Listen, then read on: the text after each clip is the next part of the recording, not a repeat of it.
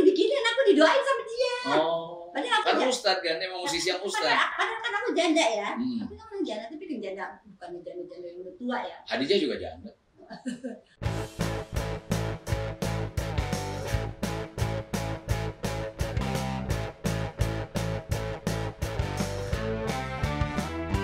Like, comment, subscribe, dan share.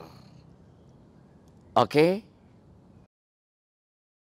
Lagi aku, pokoknya gini, lagi Benyamin nggak sama siapa-siapa tuh, aku lagi kalau nggak di Inggris, aku lagi di Malaysia. Gitu ya. Jadi kan ada muncul lagi Jamal Benyamin, ada Yati Ardi, ada siapa? Ya karena aku nggak ada. Nggak ada, Idara ini nggak ada. Ada beberapa film tuh. Film pertama apa tuh?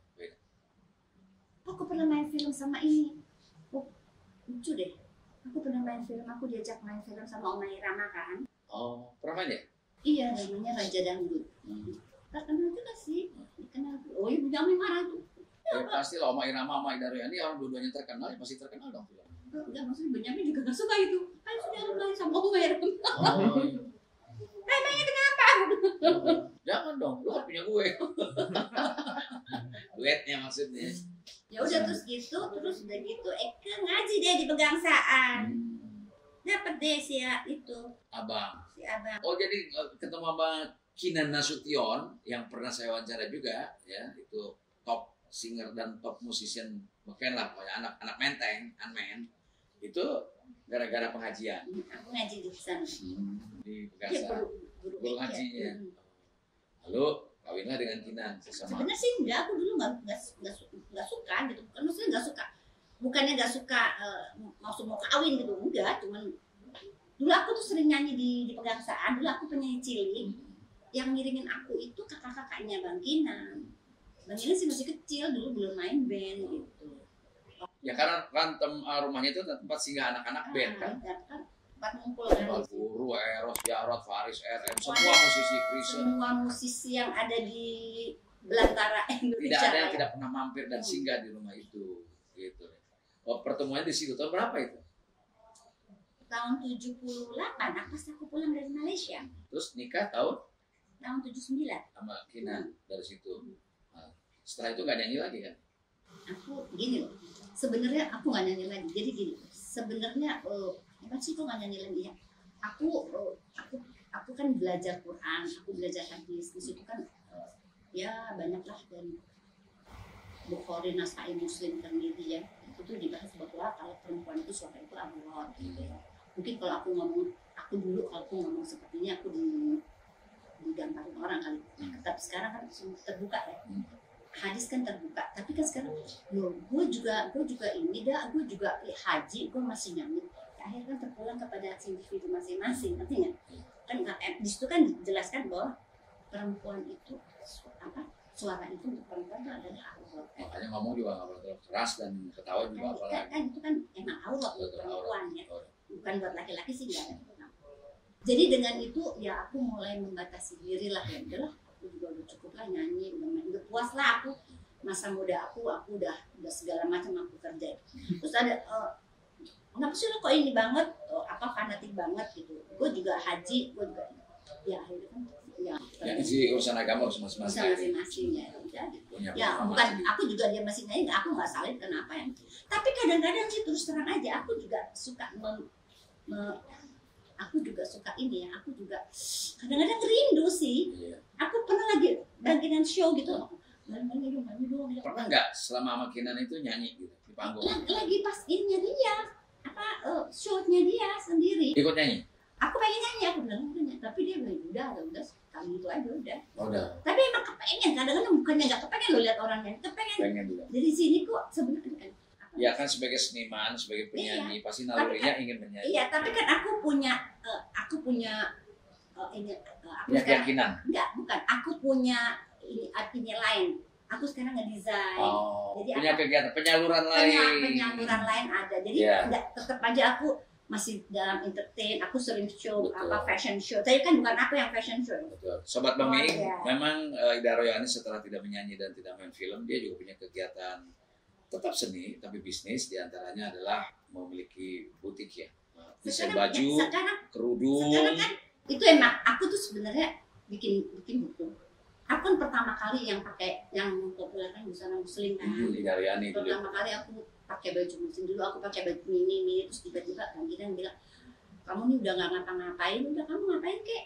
Apa namanya? Apa kamu? Saya liatin kamu tuh seneng sama baju ya. Udah kamu bikin baju. Ya aku bikin baju. Waktu itu aku bikin baju muslim. Pokoknya pertama kali baju muslim, orang jual baju muslim dan pakai baju muslim kan aku. Ya, kalangan menengah atas dulu dipengaruhi oleh desain-desainnya Ida Royani. Ya. Nah terus udah gitu pertama kali aku punya toko di Jakarta itu di Sarinah Tamrin. Satu-satunya busana muslim yang jual busana muslim tuh ya Ida Royani itu. Belum ada pasar raya ya, pasar raya belum. Jadi dulu Sarinah. Masih Sarinah. Itu satu-satunya yang jual baju muslim ya aku. Tahun 80-an ya? Tahun 80-an awal. 80 awal ya. Dan dari situ baru banyak yang lain-lain. Oh, emang aku tuh kan bikin buku, tapi bukunya emang belum keluar ya, enggak. Ini mesti diiniin lagi. Jadi itu orangnya juga udah aku bayar, udah wawancara Tante Titi, semua apa segala macam tuh udah diwawancara ya. Dari mulai politikus, dari mulai seniman dan tentang apa namanya. Jadi itu judulnya Ida Royani Serba yang Pertama. Jadi pertama kali salah satu penyanyi cilik di Jakarta, salah satu ya. Kedua, pertama kali mempopulerkan lagu-lagu Betawi sambil menyanyi. Ketiga, pertama kali mempopulerkan busana muslim.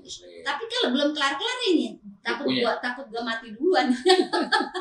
Kadang-kadang kan orang juga nggak tahu kan. Kadang-kadang orang nggak tahu. Tapi kan ini yang ngomong kan bukan aku, Jadi dia udah wawancara, nggak usah kayak Tante Titi. Ya pokoknya tokoh-tokoh bicara tentang aku ya, bukan aku yang ngomong. Nah, saya mau balik lagi ke belakang.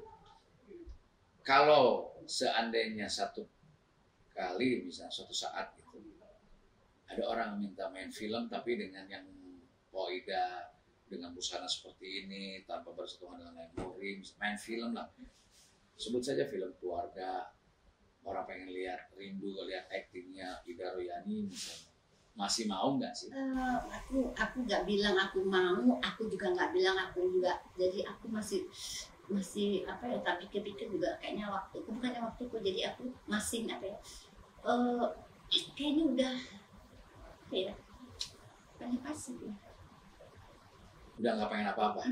Gitu udah maksudnya. Terus tapi aku masih berkarya. Ada bukan ya oke, sekarang. Tapi karena aku memang baju itu emang itu hobi aku sebenarnya. Jadi aku seneng kalau baju. Kan orang tuh dalam perjalanannya, dalam pencapaiannya kan pasti ada misalnya gini.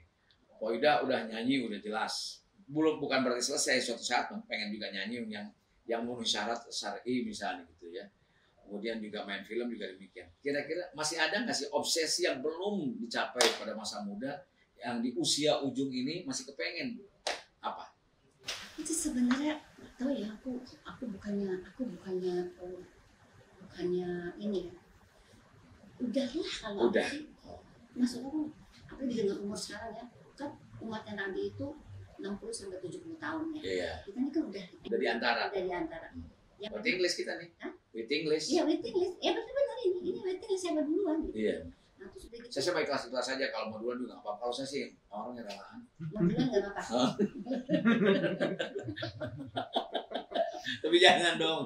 Kita Royani masih orang pengen lihat gila. Jadi maksud aku ya semuanya ya pengen sih apa sih mau mati duluan gitu ya, enggak, kita mau mati sekarang ya enggak. Tapi maksudnya kalau untuk jatahnya emang sekarang nih udah manis gitu. Jadi maksudku aku udah ngerasain apa sih?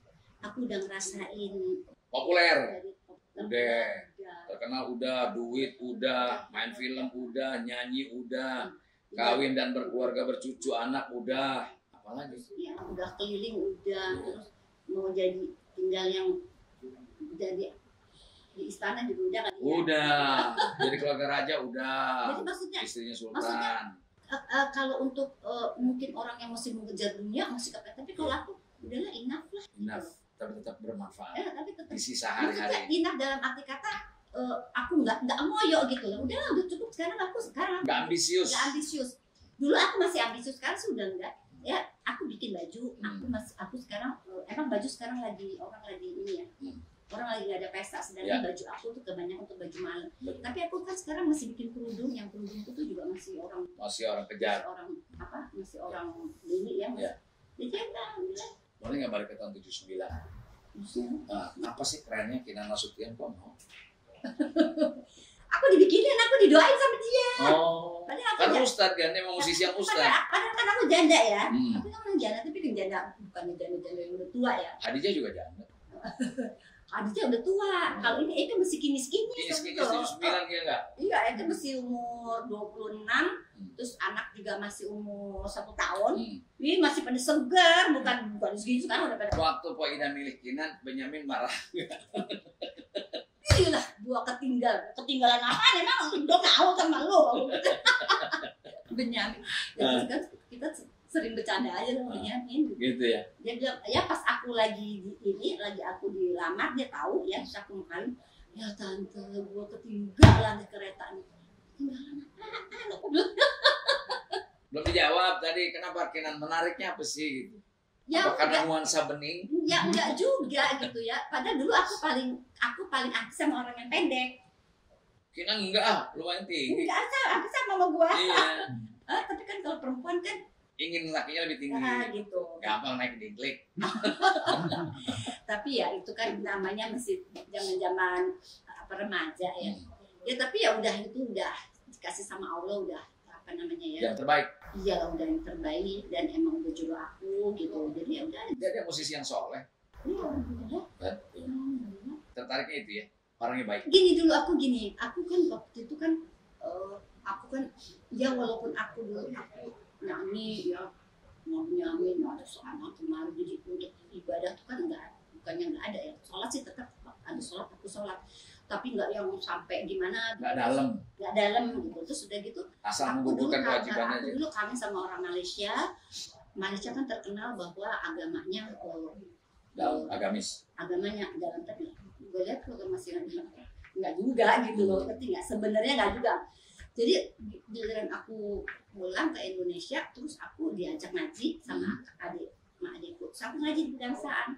Aku cuma begini aja, dia ngajar. Aku cuma begini. Enak juga ya punya suami. Tapi bukannya aku harus kawin sama dia. Enak juga ya punya suami, ngerti Quran, hadis ya. Jadi dia tahu mana yang kewajiban dan apa hak dan kewajibannya. Jadi apa bisa tahu gitu ya. Terus jadi untuk keributan, untuk apa-apa segala macam itu bisa diredam karena dia tahu dalil gitu. Cuman gitu. Tapi nggak ada kepikiran aku mau kawin sama Kinan, nggak ada. Cuman pas aku sering ngaji, cuman aku gini, anak muda ya, masih muda, pemain band, tapi kok hafal Quran, hadis semua segala macam. Kok di kombinasi muslim gitu tuh buku-buku sedikit tahu semua. Betul. Jadi aku cuman ini ya apa jadi kagum pada dengan anak muda, anak band kok pada waktu itu ya. Kalau sekarang sih banyak ya. Kalau sekarang orang banyak mempelajari Quran hadis kan banyak. Kalau zaman dulu kan at that time kan jarang gitu. Jadi aku cuma ini aja menghargai gitu. Ini aja. Balik juga jadi imam nih ya gitu. Jadi imam hidup maksudnya, bukan hanya imam sholat. Tapi tadi juga enggak juga, terus tiba-tiba kakakku, "Dak, lu kayaknya masih kawin sama Kinan ya?" Kenapa gitu? Itu apa namanya? Jadi waktu kawin belum cinta dong? Berjalan. Oh. Berjalan gitu. Yeah. Jadi cuman karena Allah aja gitu. Jadi misalnya gini, berjalan dalam arti kata dia tuh artis, dia memain band, lu nyanyi gitu. Jadi kayak cocok deh kamu sama dia. Berarti jawabannya bukan dari soal dia taat agama, tapi dia pemain band gitu. Tadinya kan gitu. Kakakku yang ngomong itu, tapi kalau aku lain lagi. Karena murid aku lihat kayaknya kok anaknya orangnya kayaknya enak juga nih, ngerti agama gitu. Terus aku adikku kawin di Jawa. Kita satu pesawat. Tiba-tiba dia ngelempar kertas gitu. Kan nggak ada pacaran ya. Aku di depannya dia. Tulisannya apa tuh? Mau nggak kawin sama saya? Tulisannya gitu? Masih ada nggak kertasnya? Gak tau, udah gue bisa disimpan di laminating. Nggak kawin sama saya. Terus dia gitu, terus aku ambil. Aku juga kerja bilang juga, kamu kalau mau kawin saya boleh aja. cuma pakai syarat, aku bilang lempar lagi ke belakang. Syaratnya apa? Syaratnya apa? Syaratnya aku udah punya anak satu. Punya anak satu, kamu harus sayang sama anak saya. Terus ada 3 ya waktu itu. Pokoknya salah satunya itu. Dia aku lempar lagi, itu sih gampang. Kita pulang ngelamar kami dia tuh. Oh gitu. Terus abis kamu aku gini, saya kawin kamu ya? Aku sendiri, kok saya bisa kawin sama kamu sih? Aku gitu, lagi hari kaget ya, aneh ya. Terus Kagak. dia cerita, kan kalau dulu kalau orang seneng kan dia apelin, iya kan? Dia apel apa enggak gitu. Mesra nggak sih? Siapa? Ya. Mesranya kalau di tempat lain, tapi kalau begini biasa aja. Biasa aja. Karena kan lagunya kan romantis, lagunya tuh indah banget, lagu-lagunya Kinan itu bagus banget. Musiknya kan dia juga romantis. Romantisnya ada tempat-tempat tertentu ya. Kan kadang-kadang orang laki juga ada yang gimana ya? Nggak kayak selebritis zaman sekarang kan di depan kamera romantis, 6 bulan kemudian bercerai, berantem gitu. Terus udah gitu apa namanya? Tadi lu ngomong apa? Romantis. Enggak, terus aku kamu sih. Aku rada surprise gitu ya. Cuman doain aja tiap malam. Lu kan punya, istilahnya kamu kan punya yang di atas. Minta sama yang punya. Iya. Dahsyat. Tiap malam gue doain, dapet nggak tuh? Gue baru tuh kalau sekarang kalau ditanya, gue baru doain 1 orang tuh, belum doain yang lain lagi. Baru minta buat 1 orang dong. Ya Allah, Ida milikmu untuk aku. Ya Allah, Ida milikmu untuk aku. Jadi dia ngaku bahwa dia, kalau orang kan seneng sama orang kan diapelin. Betul. Ini enggak. Ya udah, dia minta. Kalau diapelin itu cuma lapor sama orang tuanya bahwa saya mau tanggung jawab, mau datang. Nah dia sama ownernya langsung owner, ya Allah, ownernya Allah. Nah jadi buat para sobat Bang Miing, kalau punya keinginan sesuatu mintalah pada pemiliknya, sang maha pemilik. Gitu. Jadi cinta itu jadi berjalan. Berjalannya aman sampai saat ini. Jadi berjalan, emang benar. Bukan karena cinta ya, tapi kalau aku karena agama aja. Karena agama. Dan Pak Ida sudah dengan anak 7 dan cucu 11 ini betul-betul nyaman dengan. Ya, tapi bukan berarti ya kita suami istri. Ini mungkin nggak munafik ya. Bukan berarti kita terus udah sama-sama iman, tahu dalil, terus kayaknya kita nggak pernah berantem terus. No. Itu kan manusia. Ya, tetap aja adalah. Ada versi, ada perbedaan. Kebanyakan di soal anak ya. Kita pengen anaknya begini, ini kok nggak mendukung, jadi paling kita pengen begini, dia pengen begitu. Ini kayak lagu punya begini, begitu. Kayaknya memang bener. Jadi itu mah manusiawi Pak Ida. Berjalannya ini tetap aja ada, tapi kan itu sesuatu apa ya? Bukannya yang sampai gede gitu loh. Dan kita kan perempuan itu kan sebenarnya harus taat dengan suami. Udah. Adabnya begitu. Jalannya seperti itu. Walaupun bukannya sekarang perempuan harus taat sama suami, itu bukannya berarti gua itu pokoknya dia pokoknya taat, enggak juga. Kadang-kadang gua juga proporsional, adil. Kadang-kadang kita sebagai istri juga ada melawannya, ada sebelnya, ada marahnya juga ada. Tapi kan dengan kita tahu dalil, ya kita. Kalau Pak Ida marah dia gimana? Hah? Dia kan orangnya kalem. Diam. Oh diam. Tawa-tawa aja. Ya. Saya selama kenal Bang Kinan tuh belum pernah ngeliat dia marah gitu Yang tahu cuma gua. Bukan kalau misalnya kalau pemain band lain kalau ada kabel yang rusak atau ada yang telat bawa apa alat gitu marah gitu. Ini kan enggak. Yang tahu bininya. Oke. Oh Ida, banyak banget cerita tentang pribadi dan perjalanan yang Sobat Bang Miing mesti tahu Ida Royani perjalanan seperti itu. Nah, sekarang saya mau balik lagi ke soal karir non-nyanyi, non-film. Kalau film kan udah jangan ceritain lah, orang udah tahu lah ya. Ini kan Po Ida ini kan sebagai pionir dari desainer busana muslim di Indonesia tahun 80-an.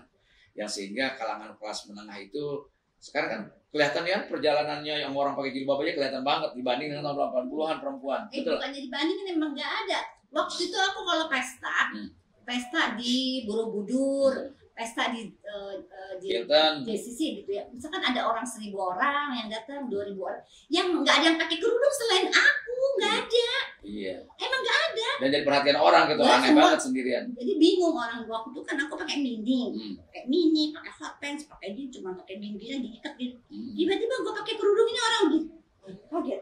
Udah gitu, nggak ada orang biasa nggak ada pakai kerudung. Apa pilihannya? Kenapa nggak kuliner waktu itu? Misalnya jadi ahli restoran, tapi kenapa mesti busana? Ya karena itu emang itu emang hobi aku bikin baju, aku senang sama fashion deh gitu. Jadi awalnya memang bukan untuk orang lain kan, untuk diri Ya, sendiri. ya. Ternyata bisa juga orang lain senang kan. Oke. Nah, waktu sekolah di London Academy of Modeling itu bisa diceritain ya, perjalanannya. Kenapa ya, sampai berangkat ke sana? Untuk apa? Banyak lah ceritanya ya. Itu juga salah satunya aku dulu aku bisa sekolah juga ke sana. Aku itu aku dulu punya pacar kan, orang tua aku nggak suka gitu. Terus aku udah kamu sekolah aja di sana. Itu salah satunya. Bisa, gitu. bukan karena pengen sekolah modeling, kamu karena dipisahin dari lakinya aja kali ya. Jadi Kenapa nggak ke Pekalongan aja bikin batik, kan jauh juga. aku sana pertama kali aku ambil bahasa juga. Jadi emang aku juga nggak lama sekolah di sana juga nggak lama gitu ya. Jadi istilahnya apa ya? Ya pas sampai dari situ aku diapalin terus kan sama ini nih. Yang nggak disuka itu. Bukan. Oh, yang Malaysia. Gitu. Habis itu terus ibuku seneng banget karena dia nggak suka sama yang di sini gitu. Udah. Dan Ida Royani pada saat itu kan sudah terkenal di Malaysia, di Singapura juga udah terkenal pada saat itu kan, melawat televisi dan sebagainya.